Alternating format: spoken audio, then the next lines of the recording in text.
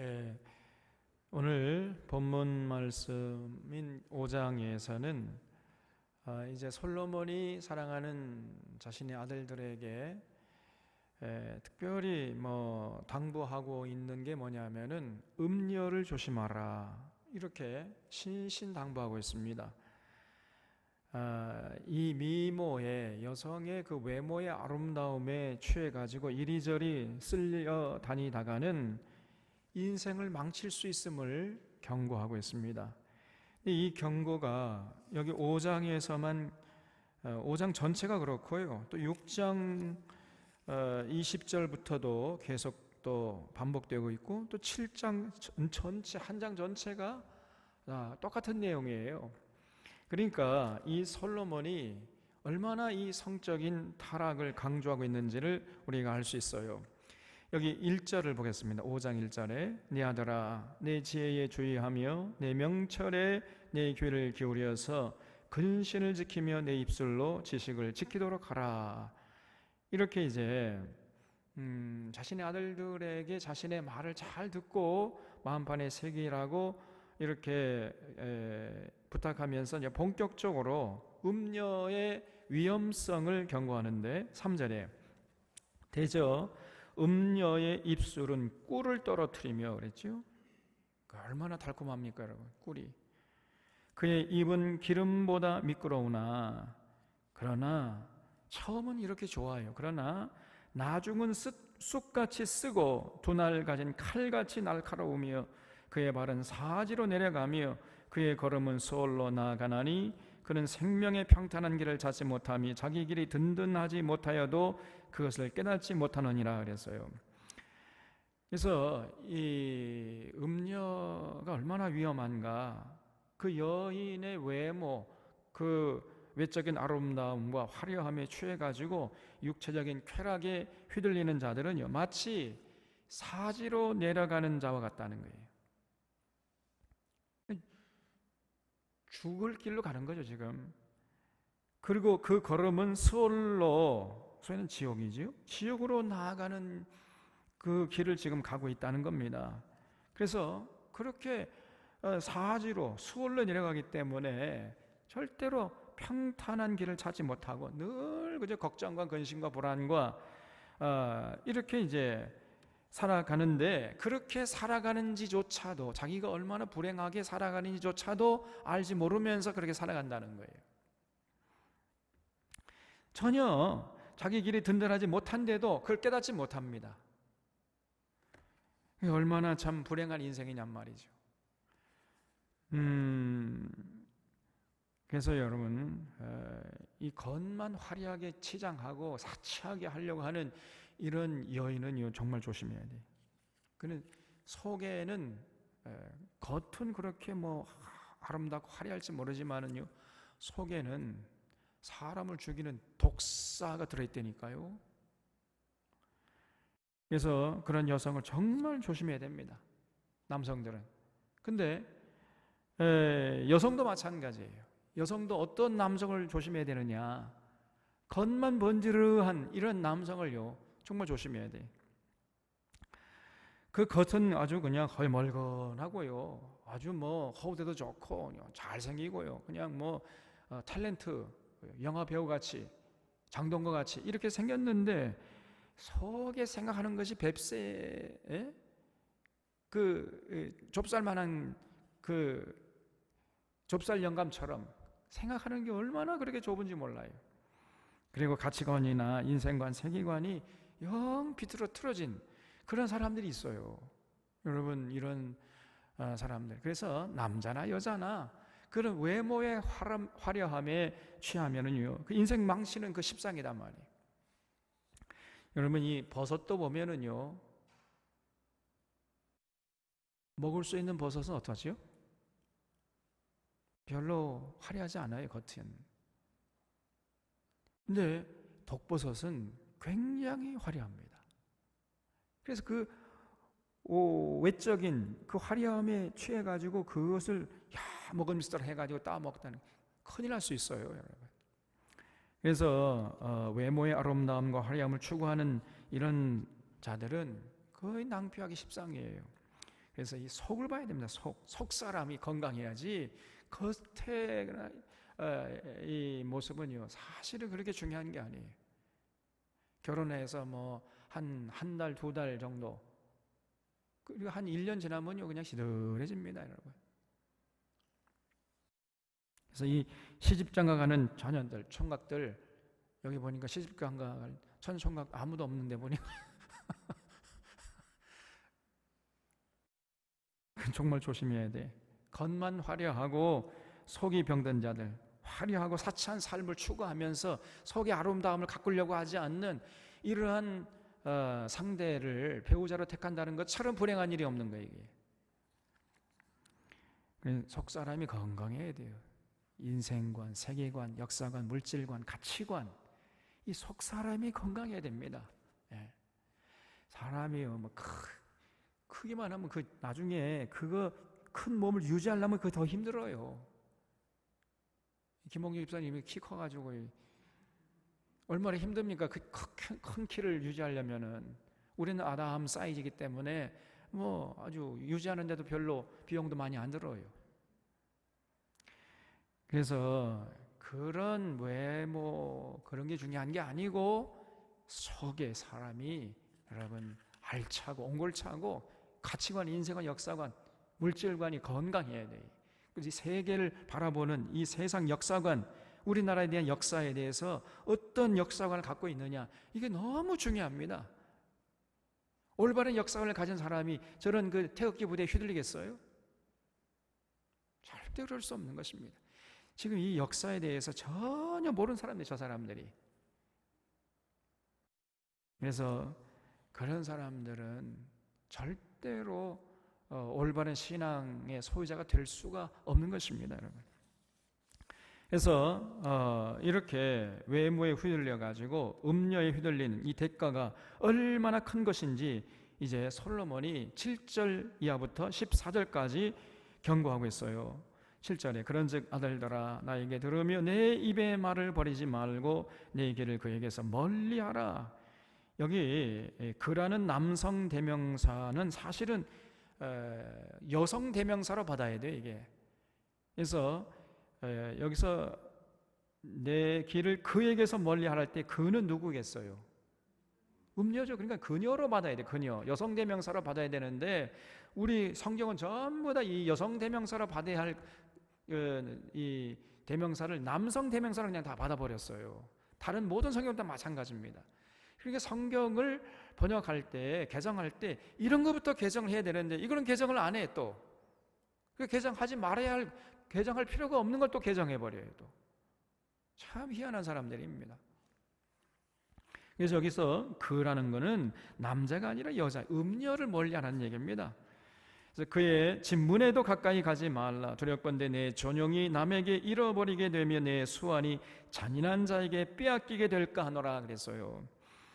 그러니까 여러분 음녀를 가까이 했다가는요 존영을 잃어버립니다. 존영이 뭐예요? 존귀함과 영광을 잃어버릴 수 있습니다. 그리고 소환이 잔인한 자에게 빼앗기게 될까 하노라. 여러분 그 인생의 평안함과 또 그 가치를 다 빼앗기고 날마다 사는 날 동안까지 고통스럽게 살아갈 수밖에 없다는 거예요.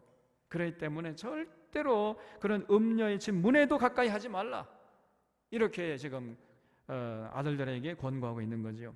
10절에 두렵건대 타인이 내 재물로 충족하게 되며 내 수고한 것이 외인의 집에 있게 될까 두려워하노라. 여러분 음녀를 가까이 하면 나중에는 내가 땀 흘려 번 그 재물도 결국은요 다 타인이 차지하게 된다는 겁니다.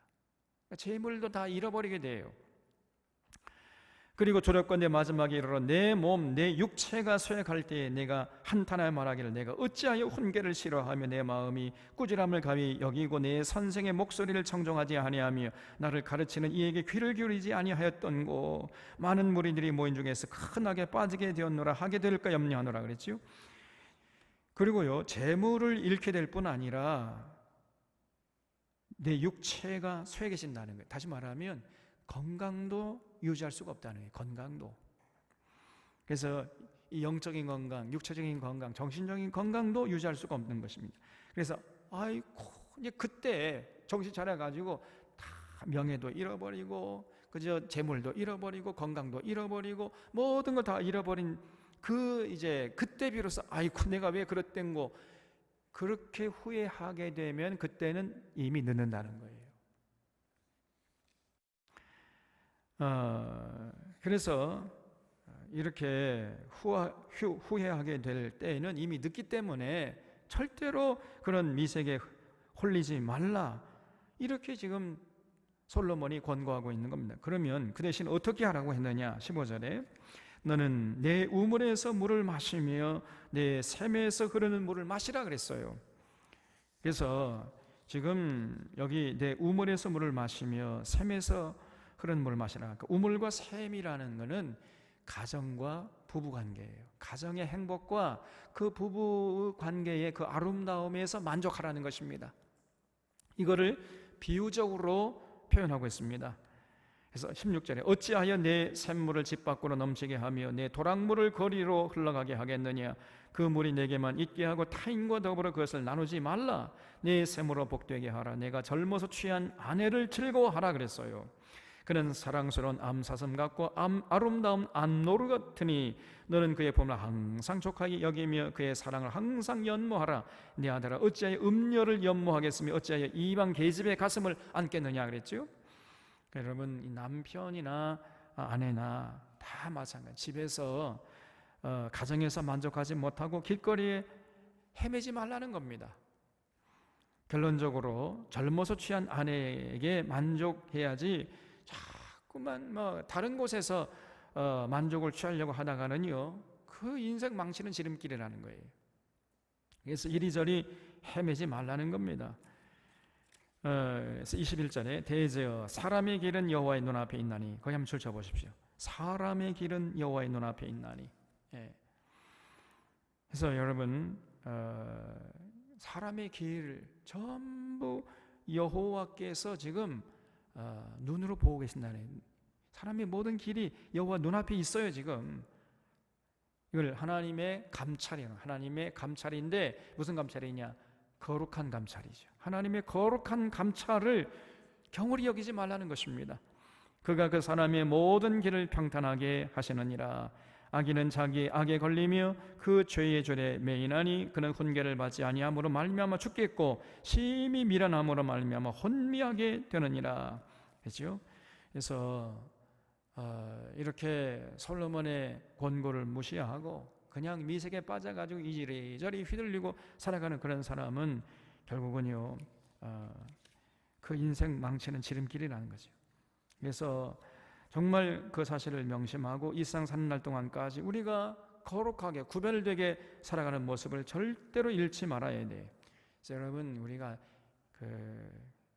이 음담패설 이런 것도 하면 안 돼요. 어떤 사람은 자꾸 그 성적인 그런 비유를 통해 가지고 거기서 무슨 그 쾌락을 찾으려고 그래요. 음담패설 이런 것도 하지 마세요. 그런 것도 우리가 조심해야 됩니다. 그다음에 이제 6장 20절을 보겠습니다. 6장 20절 이하에도 똑같은 얘기가 계속 반복되고 있는데 20절에 내 아들아 내 아비의 명령을 지키며 내 어미의 법을 떠나지 말고 그것을 항상 내 마음에 새기며 내 목에 매라. 그것이 내가 다닐 때 너를 인도하며 내가 잘 때 너를 보호하며 내가 깰 때 너와 더불어 말하리니 대저 명령은 등불이요 법은 빛이요 훈계의 책망은 곧 생명의 길이라 그랬죠.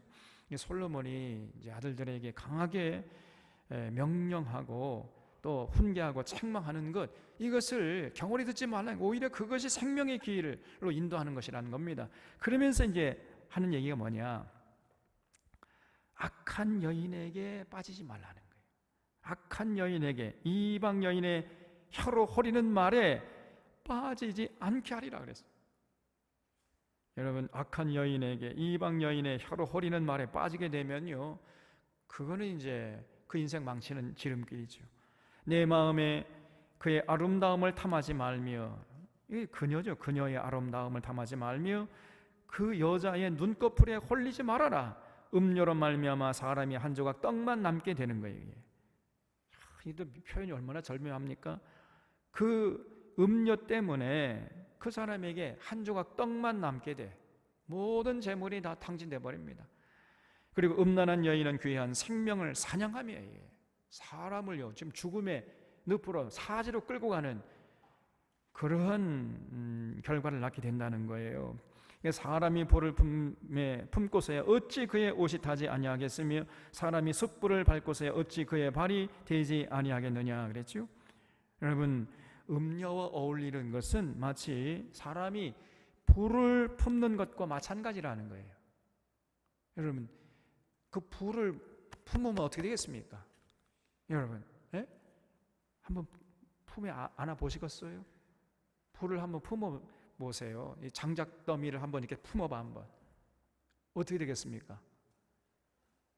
옷이 다 타버릴 뿐 아니라 몸이 다 타버릴 거 아닙니까? 예? 마치 그런 것과 똑같다는 거예요. 음녀와 어울리는 것은 사람이 불을 품는 것과 마찬가지다. 또 사람이 숯불을 받는 것과 똑같다는 거예요. 숯불을 밟아보세요. 어떻게 되는 거예요 그러면? 잘 이해가 안 되신 분들은 지금 가가지고 숯불 펴놓고 한번 발로 밟아봐요. 어떻게 되는지. 발이 다 타버릴 거 아닙니까?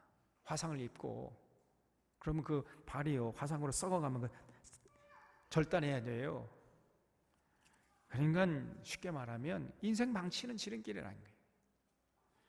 29절에 남의 아내와 통관하는 자도 이와 같을 것이라. 그를 만지는 자마다 벌을 면하지 못하리라.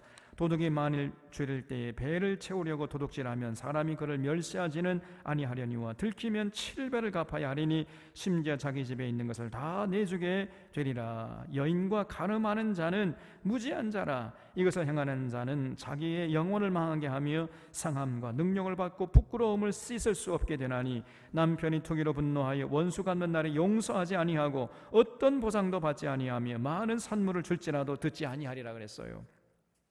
그래서 이렇게 남의 아내와 통관하고 간음하는 자는 자기 영혼을 망치는 것이고 건강도 잃게 되고 명예도 잃게 되고 물질도 잃게 되고 전부 잃게 되는 거예요.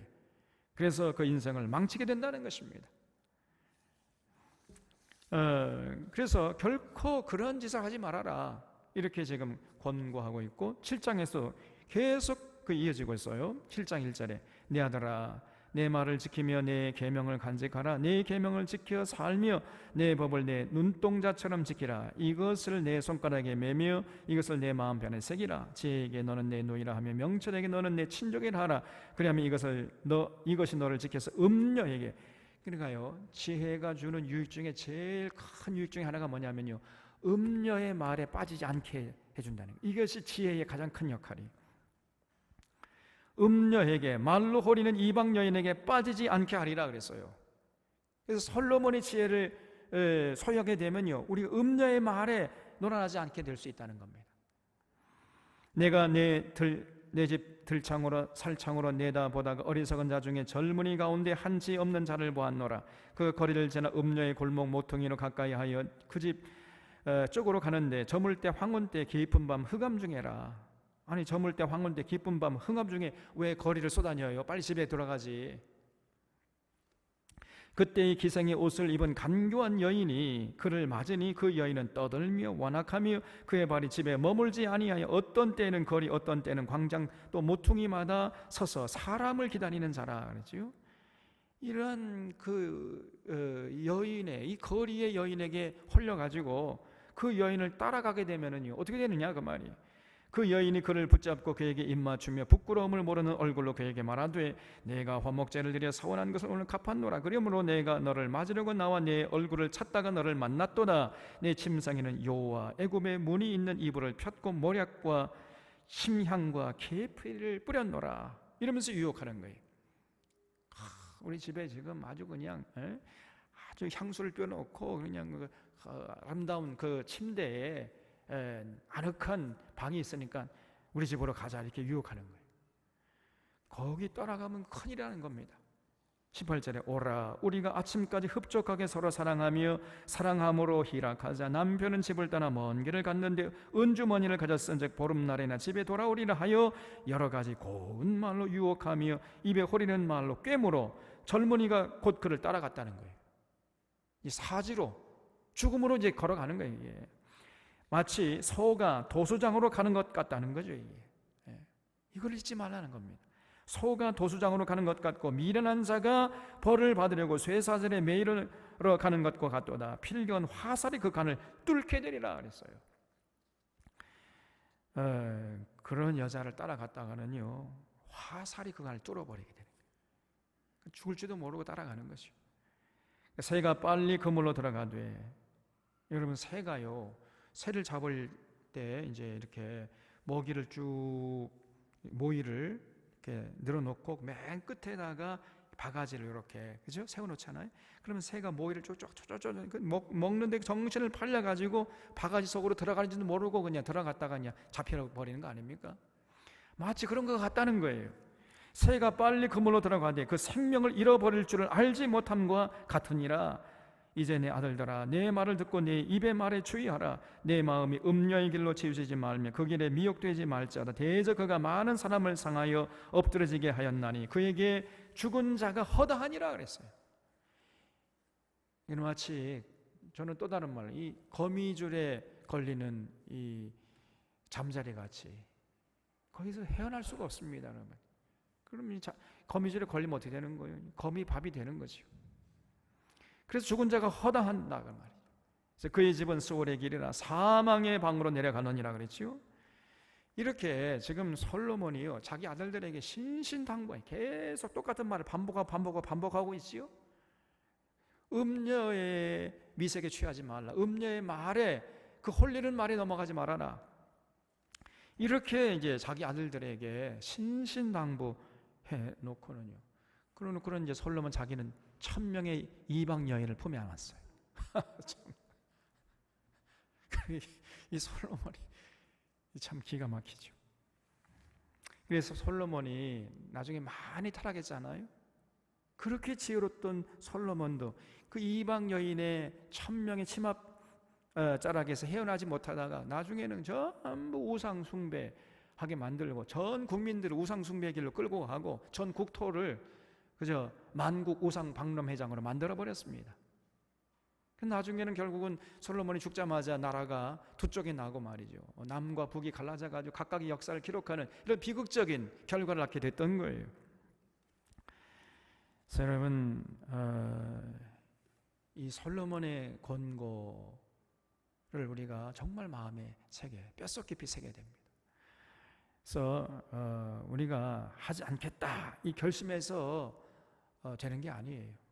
진실로 여러분 이 솔로몬의 권고를 마음에 새긴 자들은요 가정의 행복을 정말 가장 최우선적인 가치로 삼고 최우선적으로 그 가정의 행복을 위해서 헌신하는 거예요. 거기에 시간과 관심을 쏟아붓는 것입니다. 그것이 최고의 가치예요. 여러분 가정의 행복과 부부관계가 원만하게 이렇게 유지되는 그걸 최고의 가치로 삼고 어떤 것보다도 더 귀한 가치로 삼고 그걸 유지하려고 애를 써야 된단 말이죠. 그래야 비로소 그런 가정의 행복을 유지할 수가 있고 부부관계를 아름답게 유지할 수가 있는 것입니다. 여러분 가정의 행복과 부부의 사랑은 이건 프레자일이에요. 후레자식이 아니고 후레자일이 뭐예요? 깨지기가 쉬워요. 자칫 잘못하면은 여러분 파경이 이릅니다. 던지다 보면은요. 그러면은 이제 이게 UFO가 날아가 가지고 거울에 쨍강 맞아 가지고 깨져 버리죠. 그걸 뭐라고 그래요? 파경. 유리가 깨지는 거예요. 거울이. 그걸 파경이라 그러잖아요. 그래서요. 여러분 이 가정의 행복과 이 부부의 사랑을 잘 지키려고 서로가 애를 써야 돼. 서로가 최우선적인 가치를 삼고 거기에 시간과 여러분 열정을 쏟아부어야 가정의 행복을 지켜낼 수 있는 것이고, 그리고 부부의 사랑을 유지할 수 있는 것입니다. 이게 정말 중요한 거예요. 근데 많은 사람들이 이 가정의 행복과 또 부부의 사랑, 이 최우선의 가치가 아니라 자꾸만 그 우선순위에서 밀려요. 그래서 부부의 행복보다도 뭐 돈이 먼저다, 돈. 그리고 출세, 명예, 그 다음에 아이들의 무슨 공부, 이런 것이 우선되다 보니까 결국은 가정의 행복과 부부의 사랑이 깨져버리는 겁니다. 그러면 안 됩니다. 모든 가치는 가정의 행복과 부부의 사랑의 가치라는 그 가치에 다 그 밑에 있어야 돼요. 그보다 더 위에 있으면 안 돼요. 그래서 이 가정의 행복과 부부의 사랑을 보완하고 더 성장시키고 성숙시키고 유지하는데 그것이 도움이 돼야지, 오히려 가정의 행복과 부부의 사랑이 희생되는 상태에서 어떤 가치를 추구한다? 그거는 굉장히 어리석은 것이에요. 이거는. 여러분, 이 가정의 행복과 부부의 사랑을 유지하는 지혜, 이게 반드시 우리에게 있어야 됩니다. 그래서 몇 가지를 제가 지금 말씀을 드리려고 하는데 꼭 한번 여러분 마음속에 기억할 수 있기를 바라고요. 첫 번째는요, 가정에서 부부끼리 대화를 많이 하셔야 돼요. 대화. 이게 정말 중요합니다. 대화를 많이 하되 서로 받아주려는 마음으로 해야 돼요. 받아주려고 하는 마음. 그래서 여러분, 대화하는 시간을 많이 가셔야 됩니다. 돈 버는 것보다 더 중요한 게 부부 자꾸 대화하는 거예요. 대화가 끊어지면은 결국은요, 마음도 멀어지게 되고 그 다음에 신뢰관계도 유지되기가 어려워요. 자꾸 대화하십시오. 그래서 아무리 사소한 것이라 할지라도 그걸 자꾸 오늘 하루 동안 일어났던 일이라도 자꾸 얘기를 하세요. 아무것도 아닌 거다 할지라도. 그리고 어떤 조그만 일을 결정할 때에도 반드시 혼자 결정하지 말고 상의하시고, 부부가 서로 동의하는 가운데 이렇게 결정하고 추진해야 한다 그 말이에요. 아내 몰래, 남편 몰래 뭘 결정하고 추진하지 마십시오. 반드시 부부가 서로 상의하고 대화하고 그런 다음에 결정해서 추진하라 그 말이에요. 이건 헌금할 때도 마찬가지입니다. 아내 몰래, 남편 몰래 헌금하지 마세요. 반드시 상의하세요. 상의. 아내와 남편에게 상의하고 그리고 동의한 다음에, 그리고 기쁨으로, 감사함으로 이렇게 하나님께 헌금하는, 이런 헌금이 귀한 거예요. 그래서 내가 뭐 번 돈이 내가 하겠는데 뭐 당신은 뭐 따로따로 그 통장을 마련해가지고 남편이 얼마 헌금하는지도 아내가 모르고, 아내가 얼마 헌금해 남편이 모르고, 그렇게 하면 안 됩니다. 하나님이 기뻐하시지 않으세요. 전부 아주 그냥 시시콜콜한 것까지도 다 이렇게 대화하시고, 그리고 서로 상의하고 그런 결정한 다음에 추진하시단 말이에요. 이게 가정의 행복과 부부의 사랑을 유지하는 첫 번째 지혜라고 생각합니다. 두 번째는요, 반드시 원칙적인 겁니다. 반드시 존댓말을 쓰셔야 돼. 여러분, 가장 가까운 사람일수록 말 조심해야 됩니다. 나는 가장 가깝다고 해가지고 함부로 말했다가는요, 그 언제 나도 모르는 사이에 관계가 깨질 수가 있어요. 그래서 여러분, 절대로 함부로 말을 해서는 안 됩니다. 반드시 존댓말을 써야 돼. 그 가장 존댓말 쓰는 걸 원칙으로 하고, 뭐 때로는 또 뭐 반말 쓸 수도 있죠. 자기 이것 좀 해, 뭐 그런 정도, 뭐 그냥 뭐 짜증 내면서, 화를 내면서 걸핏하면 막 짜증 내고 말이. 그러면요, 그럼 그 관계가 깨지기 십상입니다. 절대 말을 할 때는요, 짜증 내면서 말을 하면 안 돼. 기분 나쁠 때는요, 아예 그냥 입을 다무세요. 그냥. 그리고 반드시 존댓말 쓰도록. 그리고 말할 때에도 큰 소리를 하지 말고 조곤조곤 이렇게, 감정에 상했을 때는 말하지 말고 평정심을 찾은 다음에 조곤조곤 이렇게, 큰 소리로 내지 말고 거리 소리에 들리지 않도록 이렇게 말을 하셔야 됩니다. 그리고 가급적이면은 단점을 지적하는 얘기보다도 장점을 칭찬하는 말을 하세요. 그러면 그 단점은 나도 모르는 사이에 사라질 수 있단 말이죠. 자꾸 어떤 사람은요, 10가지 칭찬할 거 있는데 한 가지 단점을 가지고 그걸 자꾸 지적을 하는 거예요. 아주 어리석은 사람입니다. 그래서 자꾸 그 상대방, 배우자의 장점, 좋은 점, 이걸 자꾸 발견해가지고 자꾸 칭찬을 하세요. 여러분, 남편들 집에 가서 밥이 맛이 없어, 다 썰어가지고 그냥 사각사각 막 입에 그냥 막 모래 씹는 것 같은데도 아이고 맛있다. 때로는 그렇게 할 필요가 있다니까요. 그러면 아내도요, 내가 이 밥이 오늘 참 썰어가지고 이거 참 죄송하네, 그런 마음 갖고 있거든요. 근데 아이고 맛있다 그러면 눈물 나게 감동을 받아요 그때. 여러분, 그래서 어떻게 하든지 간에 칭찬을 말하세요. 칭찬을 말.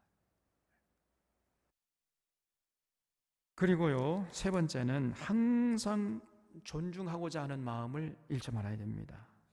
그래서 여러분, 부부싸움 할 때도 서로 존중하면서 부부싸움 해야 돼.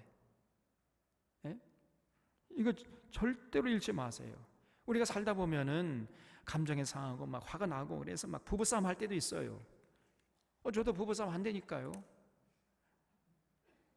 근데 원칙이 있어야 됩니다. 부부싸움의 원칙. 첫 번째 뭐냐? 절대로 처가댁, 시댁의 약점을 언급하면 안 돼. 네?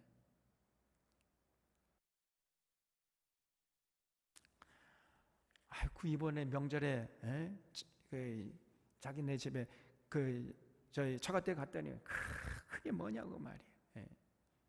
이러면서 이 처가댁을 들먹이면요, 그처럼 어리석은 미란 곰탱이가 없는 거예요. 이거는. 그러면요, 그 여성은 절대로 그거는 안 있습니다. 죽을 때까지 못 잊어요, 그거는. 그리고 여성도, 이 아내도 남편의 시어머니가 가슴 잔소리하고 말이 하루도 쉬지 못하게 하고 난 다시는 명절에 안 가겠다고 그러면요, 정내미가 딱 뚫어집니다. 그냥. 난 다시 보고 싶지도 않아. 그러면 미련 곰탱이야. 그러면 얼마나 어머니가 참 힘들었으면은 그랬었을까. 참 어머니가 안쓰럽다. 말 한마디라도 좀 그렇게 좀 하면 좋겠다. 서로 존중하는 마음을 잃지 말아야 돼요, 여러분. 절대 처가댁 시댁의 약점을 언급하면서 싸우면은요, 그거는 부부 싸움의 원칙을 어기는 겁니다. 그건 이제 막가자는 거죠, 이제. 그리고요, 부부 싸움 하더라도 절대로 자녀들이 보는 앞에서 싸우면 안 돼요.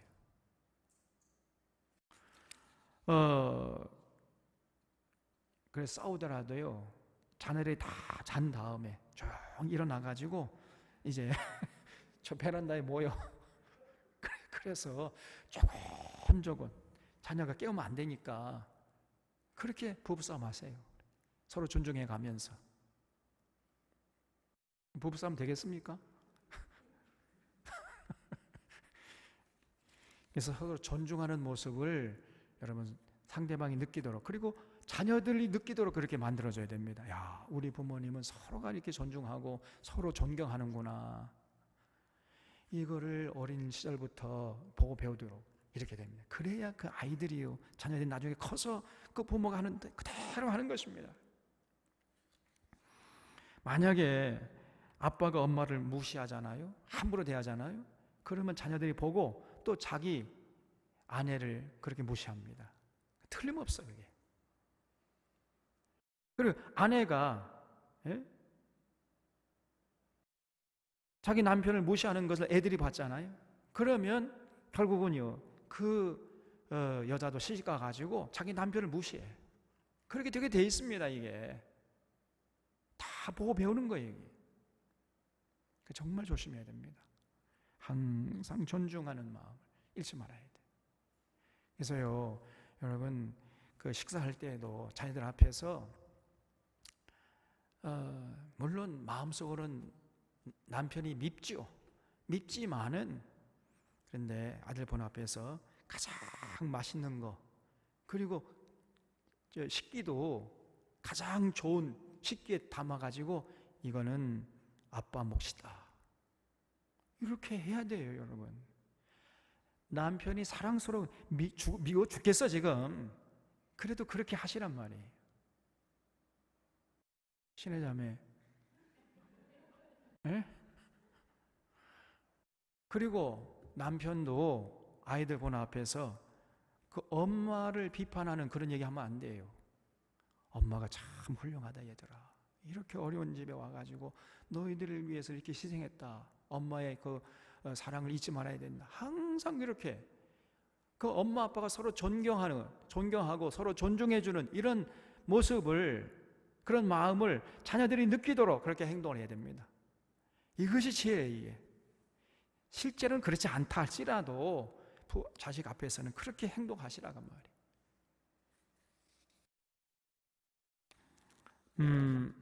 근데 어떤 가정 보면요, 자녀들에게 그냥 자기 그냥 한을 풀어요. 네 입을 닮아가지고 왜 이렇게 너 말 안 듣냐, 그놈의 새끼야, 그냥 나가 죽어라 말. 아이고요, 그 어리석은 여자입니다. 아이고, 저거 지엠이 닮아가지고 저기 공부도 지지리 못하네. 그럼 이 남자 막가자는 거예요 지금. 가정 이제 행복을 포기한 남자입니다 이제. 그런 말을 하는 사람처럼 어리석은 사람이 없어요. 그래서 여러분 꼭 기억하시 바랍니다. 부부 사랑 많은 노력이 필요한 거예요. 그래서 부모가 자식을 사랑하게 되는 것은 저절로 그냥 되는 거지요. 사랑하려고 하지 않아도 그냥 저절로 사랑하게 되잖아요. 제 새끼니까. 그러나 여러분 그 외에 모든 종류의 사랑은요, 노력을 해야 돼요. 이걸 잊지 말아요. 우리의 눈물겨운 노력의 투쟁이 있을 때 비로소 그 관계가 유지될 수 있는 겁니다. 특별히 배우자에 대한 사랑은요, 끊임없이 노력을 해야 돼요. 집에 와 보니까 그냥 머리도 감지 않고 그냥 그 아내가 말이 하지만 옷을 입고 그냥 뒤집어져 자고 있어. 아이고, 야 이 예편나야, 남편은 근데 누워 뒤집어 자고 있어? 이렇게 하지 말고 얼마나 피곤했으면 저럴까. 그래가지고 발바닥 한번 이렇게 쓰다듬어주고 당신 수고했지, 그렇게 하시란 말이에요. 그렇게 할 거야 안 할 거예요?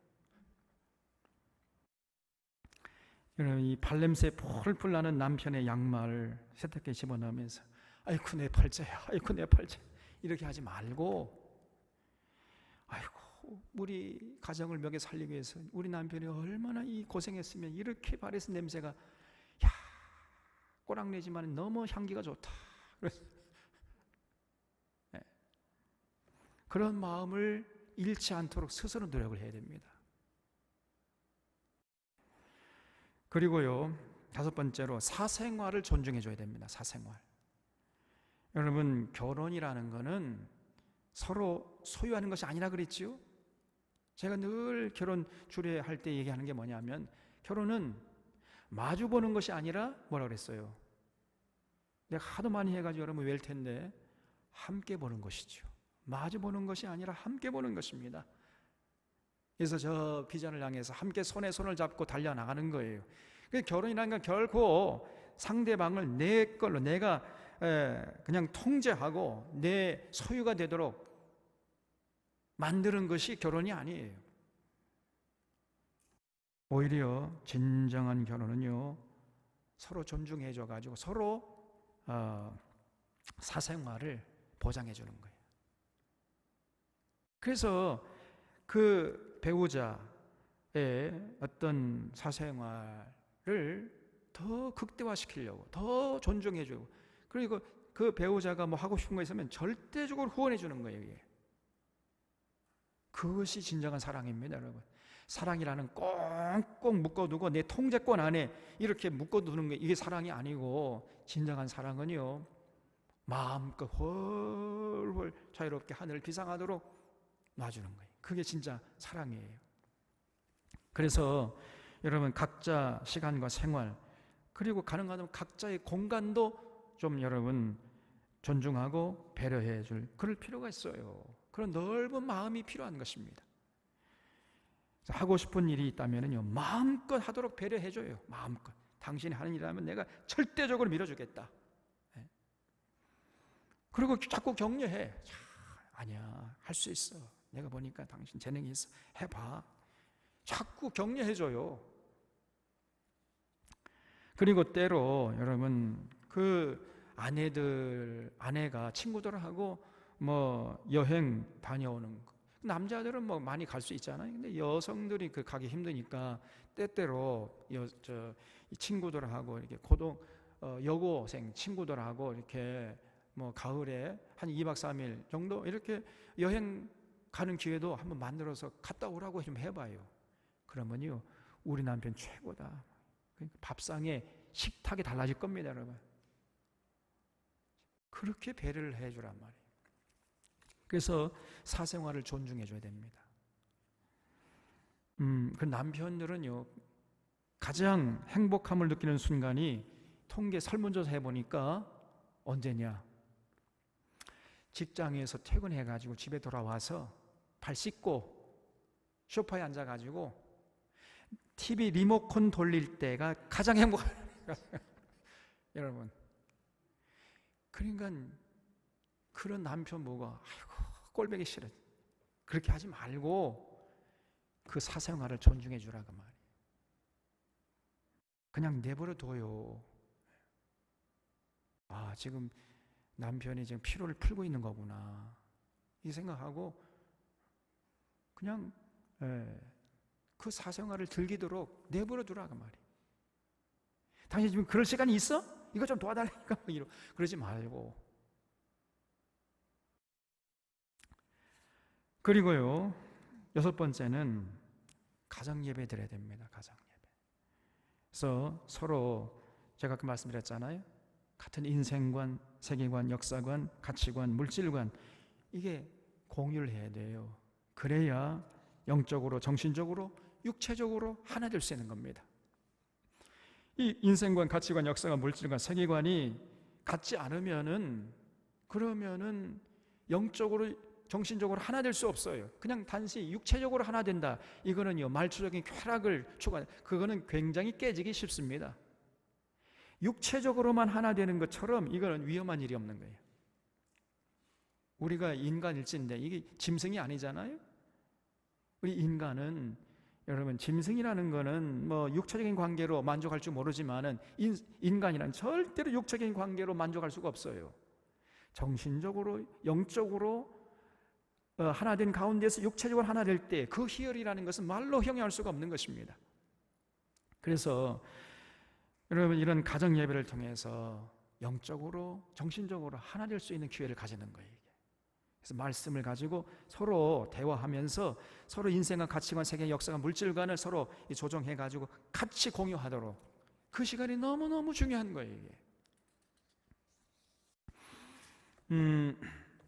그래서 여러분, 이 가정 예배는 부부관계, 가정의 행복을 위해서도 중요한 거죠. 부부의 사랑을 위주하기 위해서도 중요한 것이고, 자녀들의 영적인 교육과 또 어떤 세상적인 교육, 주의 교양과 훈계를 양육하는 데 있어서 절대적으로 필요한 것입니다. 이게 가정 예배라는 게. 늘 제가 강조하잖아요. 그리고 7번째로, 가정의 행복과 부부의 사랑은 함께 갖고 가는 거예요. 함께. 어느 일방통행이 될 수가 없습니다. 여러분, 손바닥도 이게 마주쳐야 이게 소리가 나잖아요. 어느 한쪽 일방적으로 사랑을 쏘고 어느 일방적으로 사랑을 받고 그러면 그 부부관계를 유지하기 힘들어요. 같이 갖고 와야 돼, 같이. 그래서 항상 서로가 조심해서 관계를 유지하는데 최우선순위를 두고 서로 노력을 해야 됩니다. 서로. 이것처럼 중요한 것이 없다는 것을 잊지 말아야 됩니다. 그리고요, 8번째로는 여성도 그렇고 남성도 그렇고 상대방에게 좀 잘 보이려고 조금 꾸미고 있어야 돼. 꾸밀 줄도 알아야 됩니다.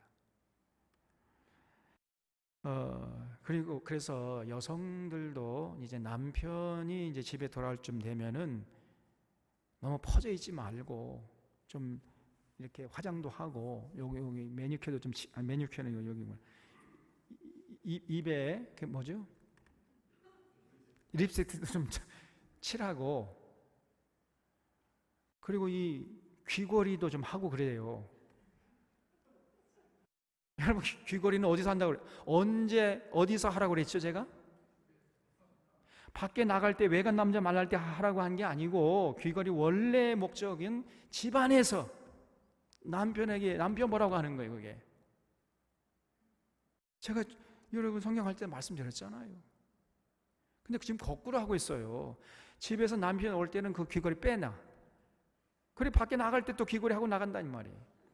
그러면 안 되고 남편 올 때쯤 하면은 좋은 옷도 이렇게 갈아입고 머리도 좀 손질하고 좀 그럴 필요가 있습니다. 남자도 마찬가지예요. 아내에게 여러분 좀 멋지게 보이려고 노력을 하셔야 돼. 그래서 그냥 밖에서 담배 피고 그냥 그 담배 쩔은 냄새 가지고 후행이 들이대봐요. 질색팔색입니다. 그래서 그 술 냄새, 담배 냄새, 그 찌든 그 모습으로 다가가지 말고 집에 올 때는요 좀 칫솔질도 하고 양치질도 하고 이렇게 서로가 노력을 해야 돼요. 서로가. 만약에 아이고 가깝다 이렇게 해가지고 그런 노력을 게을리 하다가는요 조금씩 그 신뢰관계가 무너지고 급기야는 파경으로 치닫게 되는 겁니다. 끊임없이 애를 써야 돼. 그리고 9번째로 이 배우자의 불완전함, 배우자의 장점뿐 아니라 단점까지 사랑하라 그랬죠 제가. 그래서 배우자의 단점을 보일 때 섭섭해하지 말고 화내지 말고 저 단점이 있기 때문에 하나님께서 나를 붙여주셨구나 이렇게 생각하시라 그 말이에요. 그래서 여러분 세상에는요 완전한 사람이 없습니다. 다 단점이 있고 또 단점만 있는 남자는 없어요. 단점만 있는 여자가 없거든요. 다 단점이 있으면 장점이 있습니다, 여러분. 그래서 장점도 사랑하지만 단점까지 사랑하도록 그렇게 애를 쓰셔야 돼. 단점이 있으면은 그걸 내가 채워주도록 하기 위해서 하나님께서 나를 옆에 붙여주셨구나 이렇게 생각해가지고 서로가 그 장점을 자꾸 더 칭찬하고 격려하고 단점은 내가 채워주려고 서로가 이렇게 노력을 하셔야 돼. 그러면요 그 가정이 정말 아름다운 가정으로 날마다 이렇게 변화되어 나가는 거지요. 그리고 중요한 것 하나만 더 10번째는요 취미생활을 한 가지 이상 반드시 같이 하셔야 돼. 같이 하는 취미생활이 한 가지 이상 있어야 됩니다.